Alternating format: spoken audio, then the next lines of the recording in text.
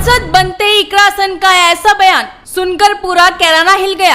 इकरा हसन ने 3 तलाक पर ऐसा बोलकर बीजेपी पर कसा तंज तो मच गया हल्ला। आखिर सांसद बनते ही 3 तलाक पर क्यों बोली इकरा? बड़ी वजह आई सामने। लोकसभा चुनाव के रिजल्ट ने इस बार काफी लोगों को चौंका दिया। ऐसी ही हैरान कर देने वाली सीट रही उत्तर प्रदेश के कैराना की, जहां से इकरा हसन ने जीत दर्ज की। इकरा हसन इस लोकसभा चुनाव में समाजवादी पार्टी की तरफ से चुनाव लड़ रही थी। इकरा ने इस चुनावी जंग में बीजेपी के प्रत्याशी प्रदीप कुमार को पछाड़ दिया। वहीं अब जीत के बाद नवनिर्वाचित सांसद इकरा हसन लगातार एनडीए सरकार पर हमला बोलती हुई नजर आ रही हैं। कैराना लोकसभा निर्वाचन क्षेत्र से भारतीय जनता पार्टी के प्रदीप चौधरी को 69,116 वोट से हरा दिया। इकरा ने कहा कि मेरी सबसे बड़ी सफलता यही है कि मैं लोगों को जरूरी मुद्दों पर साथ ला सकी। उन्होंने कहा कि स्थानीय मुद्दों के आगे भारतीय जनता पार्टी का हिंदू मुस्लिम एजेंडा और राष्ट्रवाद का नैरेटिव काम नहीं कर पाया। गन्ना किसानों और अन्य किसानों की आवाज भी हमने उठाई। उन्होंने एक इंटरव्यू में कहा कि हम क्षेत्र में भाईचारे के लिए लड़े। इकरा ने कहा कि 2013 के दंगों के बाद से ये जातियों और धर्मों के बीच बंटवारा हुआ, जिसे एक बार फिर एकजुट किया गया। सैनी, राजपूत, गुज्जर, जाट और दलितों ने मुझे मतदान किया। बेरोजगारी और महंगाई सरीखों मुद्दों पर लोगों ने हमारा साथ दिया। इकरा ने कहा कि मैं मुस्लिम सांसद हूं, लेकिन मैं सभी की प्रतिनिधि हूं।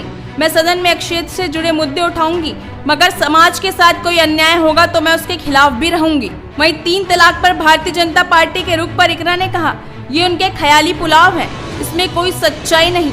3 तलाक पर जिस तरह से बीजेपी ने काम किया उससे कोई खुशी नहीं है। मैं 3 तलाक का समर्थन नहीं करती, लेकिन मैं इस मुद्दे पर बीजेपी सरकार के एक्शन का समर्थन भी नहीं करती। मैं उनके बुरे मकसद से वाकिफ हूँ। इस कानून के जरिए उन्हें मुस्लिम युवाओं को जेल में डालने का मौका मिलता है। वहीं एनडीए सरकार की स्थिरता के सवाल पर कैराना की सांसद ने कहा कि मुझे उम्मीद थी कि इंडिया अलायंस सरकार बनाएगी, लेकिन ऐसा नहीं हो पाया। वहीं चलिए सुनते हैं इकरा हसन ने क्या कुछ कहा। मुद्दे यही थे कि पार्टी ने बहुत बेहतरीन परफॉर्मेंस इस बार दिया है, तीसरी सबसे बड़ी पार्टी बनकर उभरी है, तो उसी के लिए सबको ये हमारी पार्टी के लिए बहुत खुशी का दिन था। और सभी नेतागण और जो कार्यकर्ता हैं और जो भी नवनिर्वाचित सदस्य जीत कर आए, सभी को अध्यक्ष जी ने मुबारकबाद दी और प्रोत्साहन दिया कि सदन में किस तरीके से हम लोगों को पार्टी के लिए काम करना है।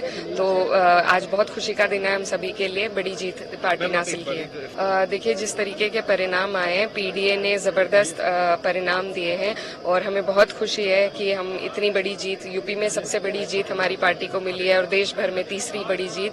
तो ये पीडीए के ही स्लोगन से हम इस जीत को, और पीडीए के तर्ज पर जो टिकट बटे हैं उसी से हम ये जीत हासिल कर पाए हैं। और मीटिंग में भी यही बात रखी गई कि अभी ये शुरुआत है, आगे हमें बहुत पीडीए की लड़ाई को आगे तक लेकर जाना है। महिलाओं की बातों को प्रमुखता से रखती है। बीजेपी नारी शक्ति बिल लाई, उसके ठीक बाद अब सपा से 5 महिला सांसद जा रही हैं। क्या महिलाओं के मुद्दे होंगे जिनको आप सदन में उठाएंगे?